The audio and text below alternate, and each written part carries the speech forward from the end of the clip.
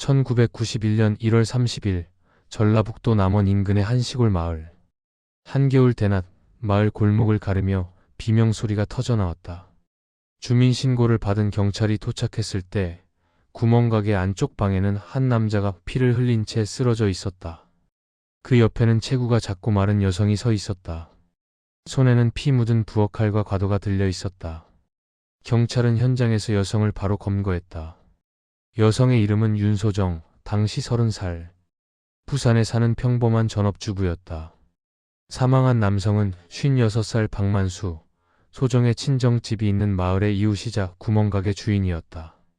현장은 살인사건으로 정리되었고 가해자와 피해자의 관계가 밝혀지면서 수사는 과거로 향하게 된다. 사건이 벌어진 시각은 그날 낮 1시 전후로 추정됐다. 박만수가 운영하는 작은 구멍가게 앞에서 윤소정이 고함을 치고 있었다.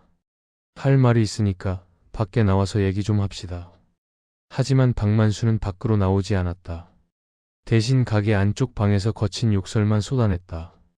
윤소정은 그대로 가게 안으로 뛰어들어갔다. 그녀는 긴 겨울 코트 속에 숨겨두었던 부엌칼을 꺼냈다. 그리고 방 안에서 박만수를 향해 칼을 마구 휘둘렀다. 박만수는 오른팔과 오른다리에 마비가 남은 뇌졸중 후유증 환자였다. 제대로 방어하지 못한 채 손과 팔로 가까스로 막다가 간신히 칼을 빼앗았다. 그러나 그 순간 윤소정은 코트 자락을 다시 젖혔다. 허리춤에 차고 있던 작은 과도를 꺼냈다. 과도에는 그녀가 직접 만든 칼집이 씌워져 있었다. 그녀는 두 번째 칼을 들고 다시 달려들었다. 끝내 박만수는 방 안바닥에 쓰러졌고 현장에서 사망이 확인되었다. 체포 직후 윤소정은 범행을 인정했다. 도주 흔적도 없었고 진술도 뚜렷했다. 준비된 흉기, 반복된 공격, 방어 능력이 떨어지는 피해자. 형식만 놓고 보면 계획적이고 일방적인 살인이었다. 그러나 수사가 진행되면서 사건의 중심은 죽인 이유로 옮겨갔다. 윤소정은 범행 동기를 묻는 질문에 21년 전 이야기를 꺼냈다. 1970년 그녀가 9살이던 때였다. 9살의 윤소정은 어느 겨울날 어머니의 심부름으로 이웃집 우물에 물을 길러 가고 있었다.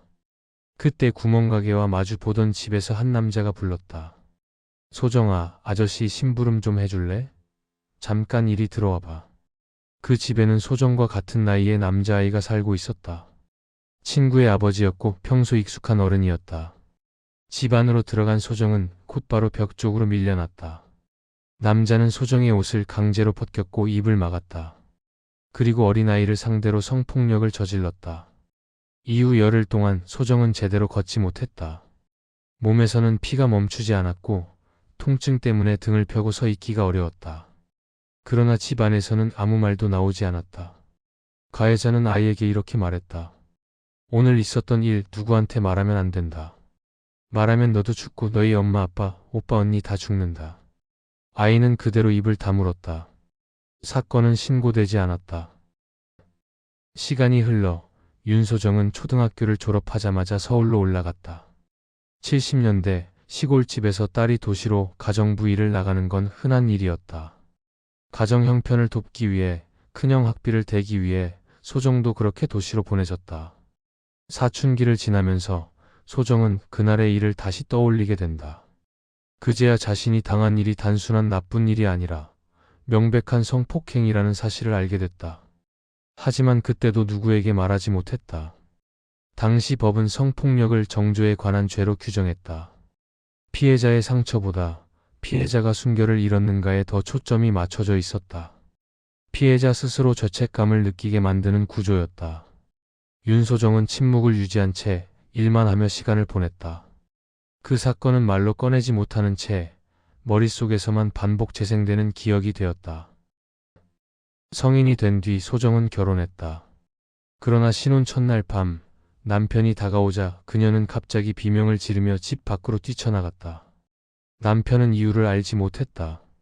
집에 돌아온 소정은 그제야 부모에게 10여 년 전의 일을 털어놓았다. 남편의 손길이 닿는 순간 9살 때 자신을 덮쳤던 그 남자의 손길이 겹쳐 보였다고 했다. 부모는 딸을 데리고 대도시 정신과 병원을 찾았다. 진단 결과는 분명했다. 성관계 시도만 있으면 발작과 공포 반응이 나타나는 상태. 부부 관계를 지속할 수 없는 수준의 정신적 손상. 결국 첫 번째 결혼은 2달 만에 파탄났다. 이후 소정은 언니가 살고 있는 부산으로 내려갔다. 공장에 다니고 교회를 다니며 새로운 사람도 만났다. 시간이 지나 한 남자와 교제를 시작했고 임신을 했다. 2사람은 혼인신고를 했고 아이도 태어났다. 하지만 출산 후에도 증상은 반복되었다. 아이를 돌보지 못하고 방 한구석에 웅크려 앉아 있거나 갑자기 몸을 떨며 무언가를 피하듯 움츠렸다. 밤에는 제대로 잠을 자지 못했다. 성관계 시도가 있을 때마다 소정은 극도의 공포 반응을 보였다. TV를 두드려 깨부수는 등의 이상행동도 나타났다. 결국 그녀는 정신병원에 2달간 입원했다. 퇴원 후 한동안 호전되는 듯 했지만 다시 증상이 반복되었다. 증상은 좋아졌다 나빠졌다를 끝없이 반복하며 일상생활을 조금씩 무너뜨렸다. 윤소정은 점점 생각을 한 지점으로 모으기 시작했다. 이 모든 일의 시작이 어디였는가? 9살 겨울 우물가로 가던 길. 자신을 불러 세웠던 이웃집 아저씨. 바로 지금 친정집 옆 구멍가게를 운영하는 박만수였다. 법으로 해결할 수 있는지 확인해 보기 위해 소정은 법률 서적을 붙잡고 읽기 시작했다. 밤을 새워 형법과 판례를 뒤졌다. 남편은 말했다. 소용없어. 공소시효 다 지났어. 그런 사건은 이미 끝난 거야. 소정은 경찰서를 직접 찾아갔다. 강간죄는 당시 친고죄였다. 범행이 있은 날 또는 행위자를 알게 된 날로부터 6개월 이내에 고소하지 않으면 처벌할 수 없었다. 21년이 지난 피해에 대해 형사 절차는 이미 닫힌 상태였다. 법은 아무것도 해줄 수 없었다. 윤소정은 박만수를 직접 찾아갔다. 한겨울 남원 친정집이 있는 마을로 내려갔다. 낮 시간대 구멍가게 앞. 내 인생 돌려놔요. 그녀는 울부짖듯 요구했다. 비난이 아니라 책임을 인정하라는 요구였다. 그러나 돌아온 것은 사과가 아니었다. 박만수는 말을 아꼈고 대신 돈을 건넸다. 그는 소정의 오빠를 통해 현금 40만 원을 전달했다. 이 일 더 꺼내지 말라는 뜻이 함께였다. 이 돈은 합의금이자 입마금이었다. 소정에게는 또 다른 모욕이 되었다. 시간이 조금 더 흘렀다. 남편과의 관계에서는 여전히 문제가 반복되었다. 어느 날 남편은 지쳐서 이렇게 말했다. 혼자 사는 게 낫겠다. 바보 같은 여자야. 그 말은 결정적인 방아쇠가 되었다. 이때 윤소정은 이미 여러 차례 마음속에서 같은 문장을 되뇌고 있었다. 이 모든 일의 시작을 잘라야 끝난다. 그녀는 도구를 준비했다. 부엌칼에 이어 허리춤에 찰 작은 과도와 칼집을 직접 만들었다. 칼을 뽑는 연습도 했다. 그리고 1991년 1월 30일 고향 마을로 향했다. 구멍가게 앞에서 윤소정은 박만수를 불렀다. 할 말이 있으니까 나와서 얘기 좀 합시다. 그러나 그는 나오지 않았다. 대신 안쪽 방에서 욕설을 퍼부었다. 윤소정은 가게 안으로 들어갔다. 오전과 오후 사이의 애매한 대낮. 가게 안방 좁은 공간에서 2사람만 마주 섰다. 이후의 장면은 명확하다. 부엌칼이 먼저 쓰였고 칼을 빼앗긴 뒤 허리춤에서 과도가 다시 뽑혔다. 공격 부위는 거의 한 곳에 집중되어 있었다. 하반신, 특히 남성 성기를 중심으로 한 신체 부위였다. 수사관들은 이 지점을 주목했다. 이 공격은 단순한 살인이 아니라 성범죄에 대한 보복일 가능성이 높다. 그 판단은 이후 전모를 밝히는 단서가 된다. 재판에서 쟁점은 2가지였다. 첫째, 21년 전 실제로 성폭행이 있었는가? 둘째, 범행 당시 윤소정이 심신장애 상태였는가? 법원은 정신감정을 의뢰했다. 치료감 호소에서 1달 가까이 검사가 진행되었다. 결론은 조현병, 외상 후 스트레스 장애, 그리고 특정 상황에서 급격히 악화되는 심신장애 상태. 범행 당시 통제 능력이 현저히 떨어진 상태였다는 진단이었다. 그러나 재판부는 심신상실까지는 인정하지 않았다. 옳고 그름을 전혀 판단 못하는 수준은 아니라고 보았다. 대신 심신미약을 인정했다.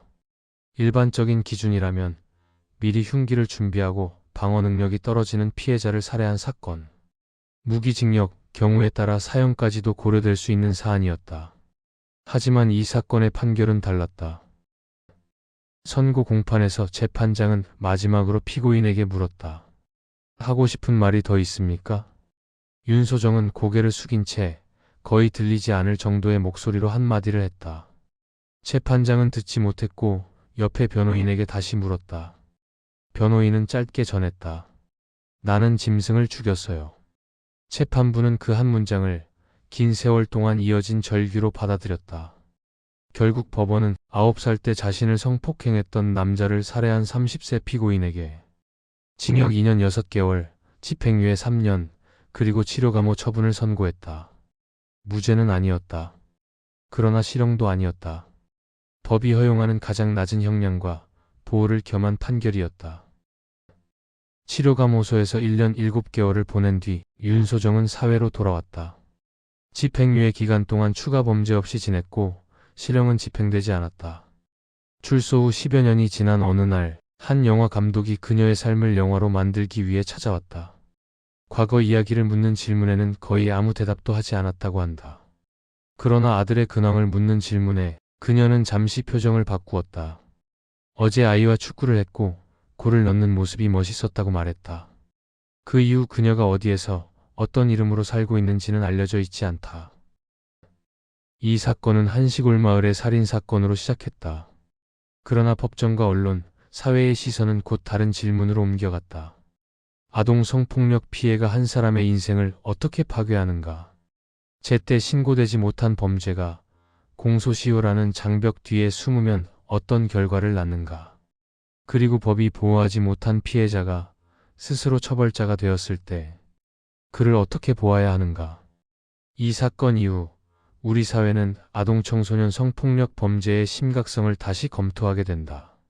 친고죄 조항은 결국 폐지되었고 특히 13세 미만 아동 대상 성폭력 범죄는 공소시효 없이 처벌할 수 있는 방향으로 법이 바뀌어 갔다. 1991년 1월 30일 남원에서 벌어진 한겨울 살인 사건. 기록 속 날짜는 멈춰 있지만 그날 열렸던 과거의 상자는 아직도 여러 사람의 기억 속에서 계속 열리고 있다. 이 사건은 끝난 사건이 아니다. 어떤 피해는 신고되지 않은 채 수십 년을 돌아와 또 다른 사건의 형태로 모습을 드러낸다는 사실을 남기고 사라졌다.